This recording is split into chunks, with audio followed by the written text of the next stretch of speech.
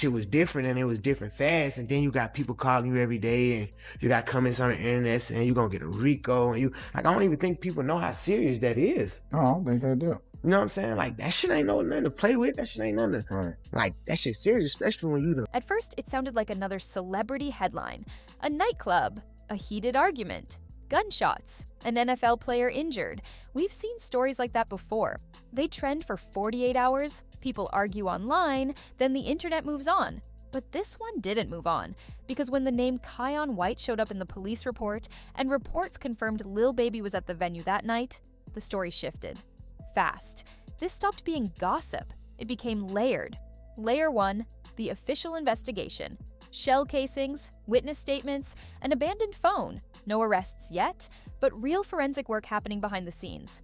Layer 2, the business side. The NFL isn't just a league. It's a billion-dollar machine. When one of its players is injured during Super Bowl weekend, that doesn't just disappear quietly.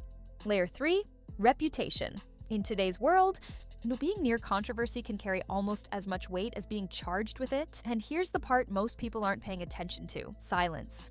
No dramatic press conference, no immediate indictment. Just investigation and tension building in the background. That's when stories become dangerous. Because once speculation starts filling in gaps, the narrative can outrun the facts. So this isn't just a nightclub story anymore.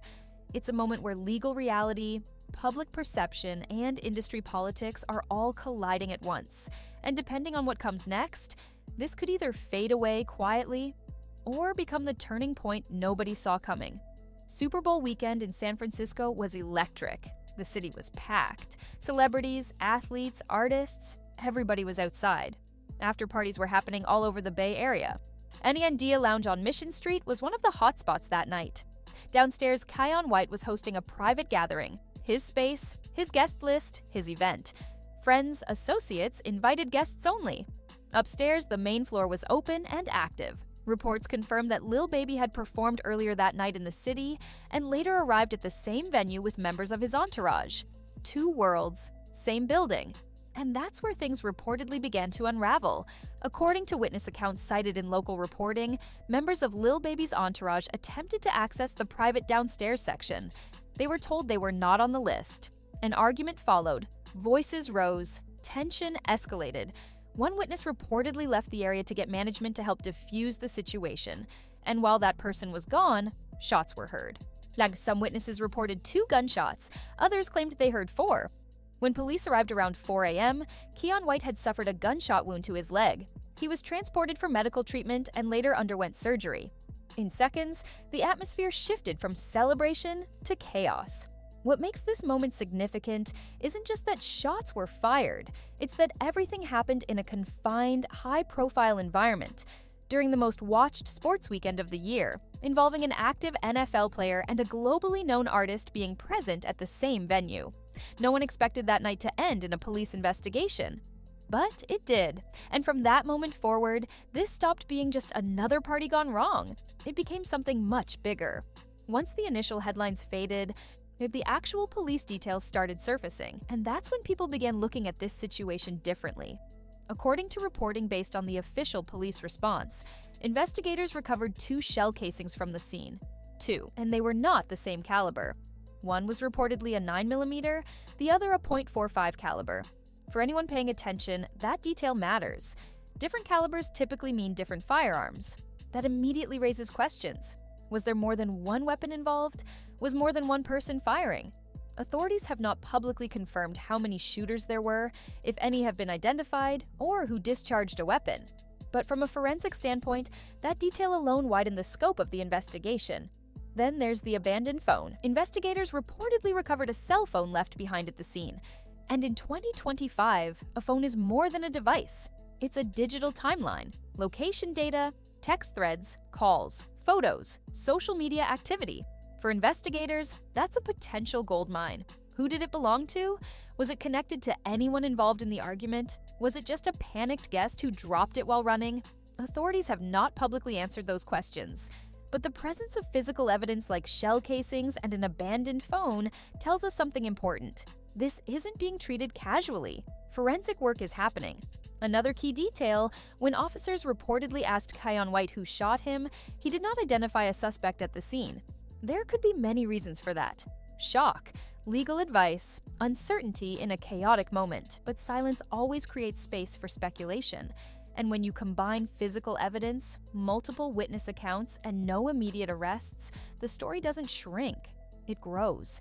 Because now it isn't just about what happened, it's about what investigators might still be uncovering behind the scenes. And that's when stories start taking on a life of their own. One of the most talked about parts of this entire situation isn't the gunshots.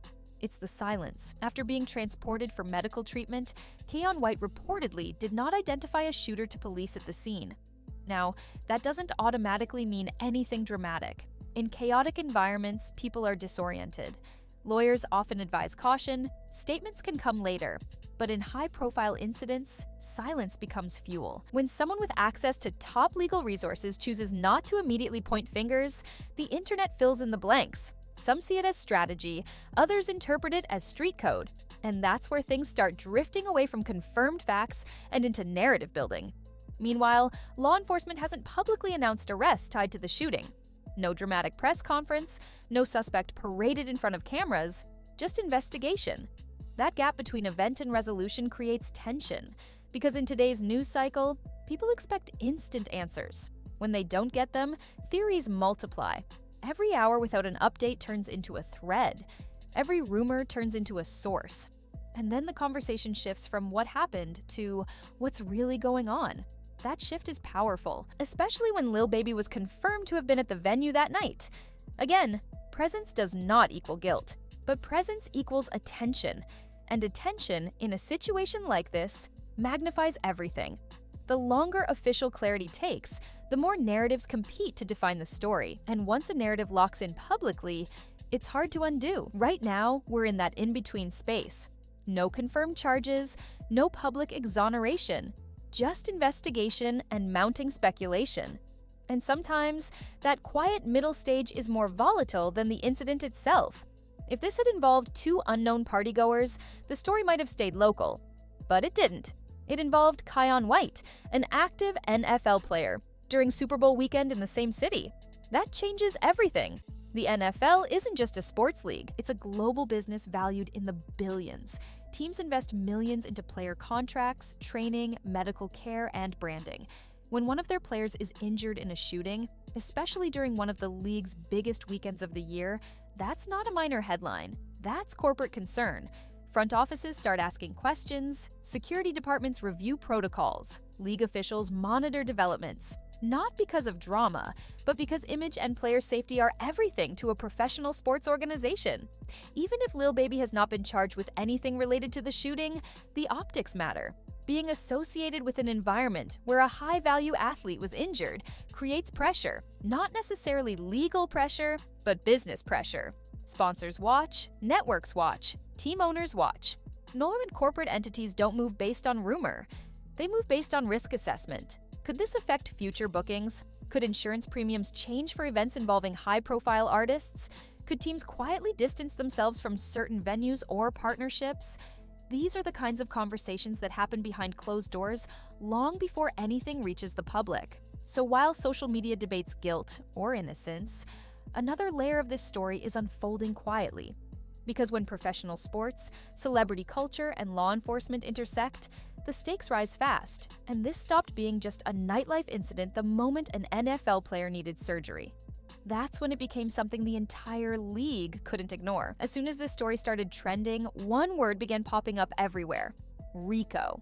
NARD people online were predicting indictments, federal takedowns, life sentences, entire crews being swept up. The tone escalated fast. But here's the reality. RICO, the Racketeer Influenced and Corrupt Organizations Act, is a federal law originally created in 1970 to dismantle organized crime groups.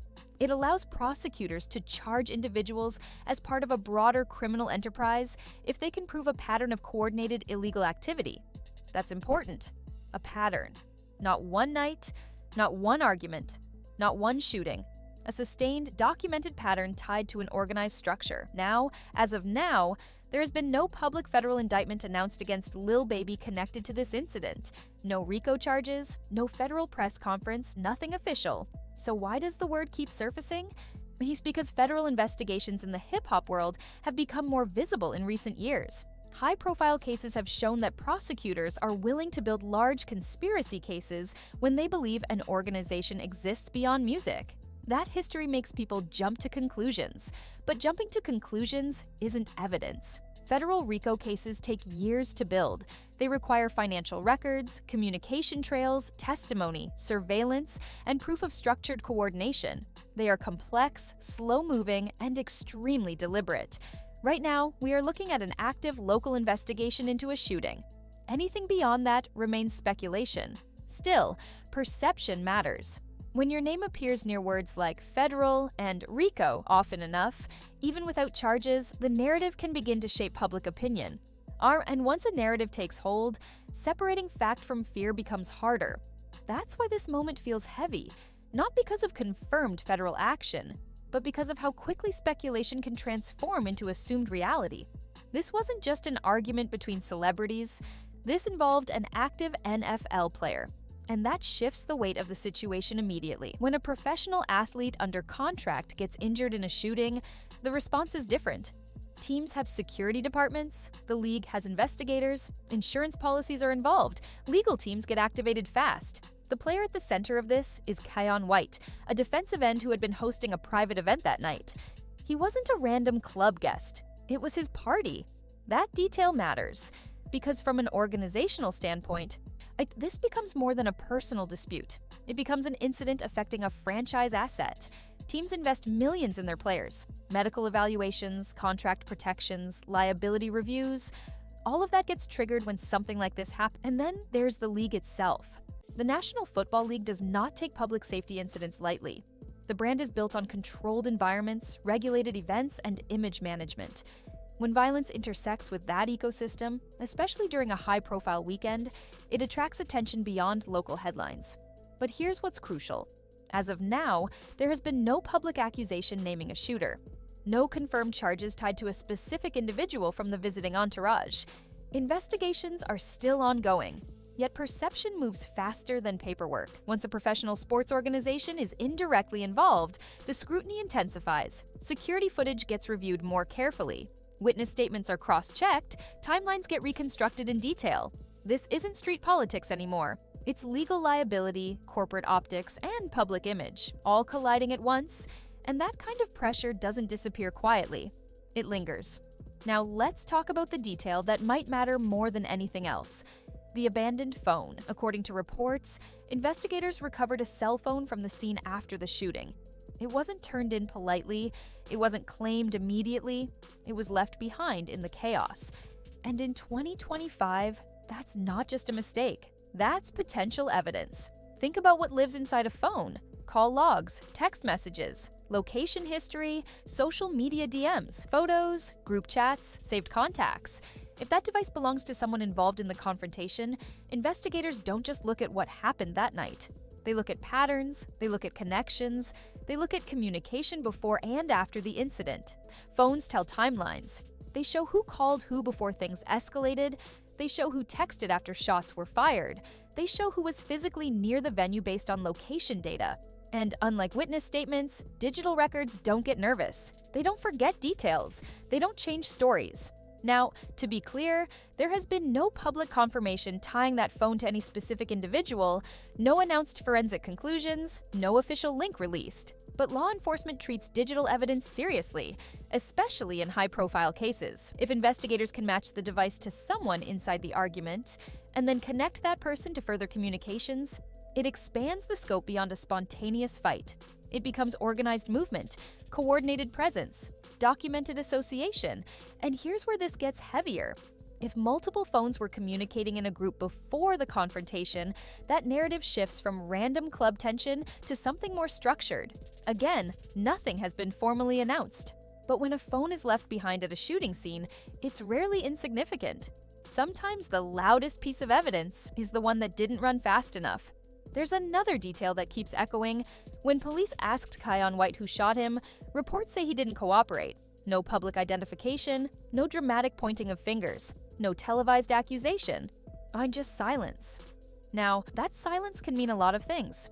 It could mean he didn't clearly see who fired, it could mean legal advice, it could mean he simply chose not to speak in that moment while recovering from surgery. But in situations like this, silence carries weight.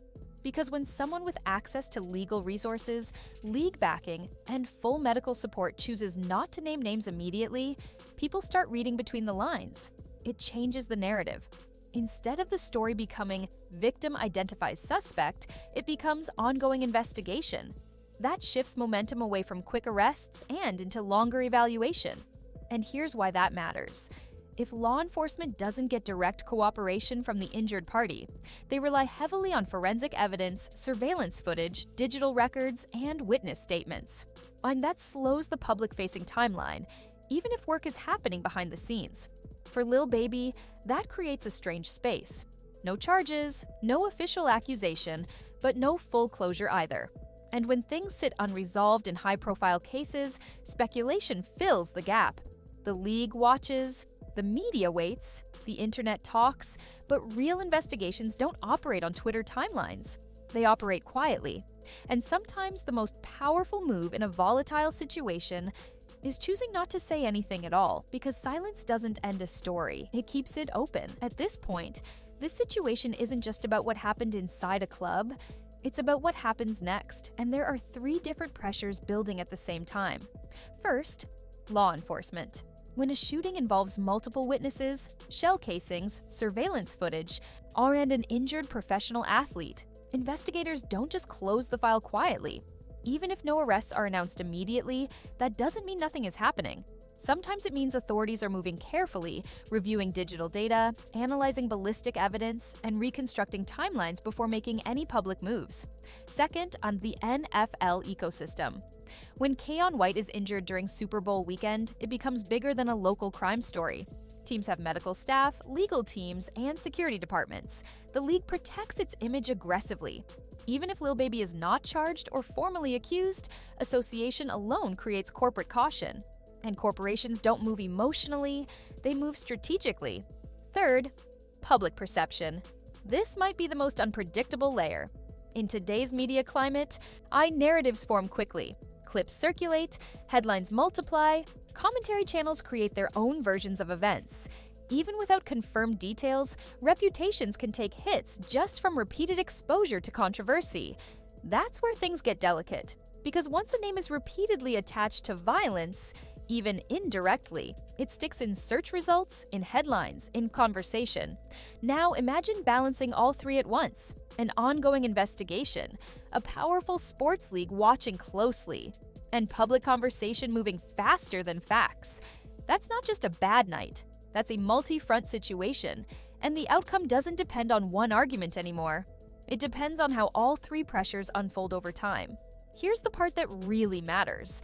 Not the rumors, not the online debates, not even the nightclub itself. It's the crossroads. Lil Baby is one of the most successful rappers of his generation. Platinum records, arena tours, major label deals, the kind of platform most artists spend a lifetime chasing.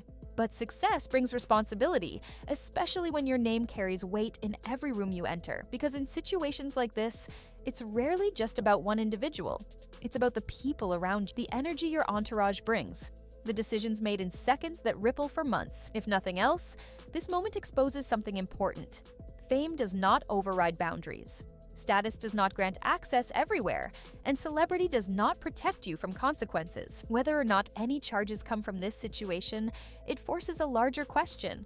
What kind of environment are you building around yourself? Because sometimes the biggest risk isn't what you personally do. It's what happens when the people around you move recklessly under your name. This incident, shooting, investigation, league attention, it's a warning sign. Not necessarily of guilt, not necessarily of legal downfall, but of vulnerability. The music industry has seen this pattern before. Artists rise fast. Entourages grow. Lines blur between celebrity and street energy. Then one moment, one confrontation, shifts the entire narrative. The smartest move in moments like this isn't public statements. It's structural change. Tighter circles, stronger security, clearer boundaries. Because at this level, every night out isn't just a night out. It's brand exposure, it's legal exposure, it's career exposure. And when three different pressures are watching at once, law enforcement, corporate sports, and public perception, the margin for error disappears. This isn't just about surviving controversy, it's about deciding what direction the next chapter takes. Because moments like this don't just test reputation, they define it. Right now, everything exists in a tense middle ground. No formal charges have been announced. No official suspect has been publicly confirmed. No courtroom verdict has been delivered. But the story hasn't disappeared either. That's the space we're in, the space between accusation and proof. When an incident involves an injured NFL player, a high-profile rapper, shell casings, surveillance footage, and digital evidence, it doesn't just fade away. It lingers. It gets reviewed. It gets discussed behind closed doors long before anything is said publicly. For Lil Baby, this moment isn't defined by a conviction, it's defined by scrutiny. Every move is watched more closely. Every appearance gets analyzed differently. Every headline adds another layer to the narrative. For Keion White, recovery comes first. His health matters more than speculation. And until investigators finish their work, the public only sees fragments. This is what high-profile controversy looks like in real time. It's incomplete, it's uncomfortable, and it's unresolved. The gap between what people think happened and what can actually be proven in court is wide, and in that gap, rumors grow fast. But facts move slower. So the real question isn't just who was there or who said what, it's this: what will be proven? What will remain speculation? And how will this moment reshape the path forward? Because sometimes the most powerful part of a story isn't the accusation, it's what survives after the evidence is tested.